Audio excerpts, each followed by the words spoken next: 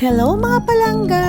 Dahil last day of September na, magpapatayo na tayo ng ating Christmas tree. Hindi nyo na itatanong mga palangga, favorite color ko yung pink, kaya mas gusto ko yung pink na Christmas tree. Usually nakikita nyo ng mga Christmas tree sa mga bahay-bahay ay green.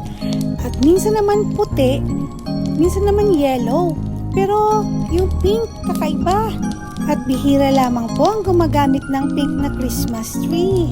Ito na nga at nakatayo ng ating pink Christmas tree. Kaya ngayon naman umpisahan na nating ilagay ang mga decoration ng ating pink Christmas tree.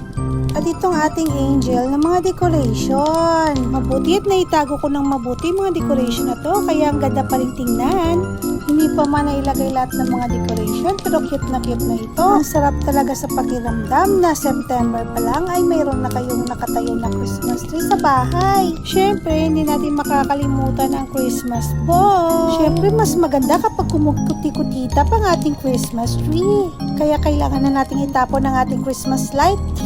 Ilagay. Lalo na ang star sa tuktok ng ating puno. Wow! Ang ganda! Oh, kita nyo na mga palangga, nakaka-good vibes, diba? Kaya don't forget to like and share mga palangga. Bye-bye!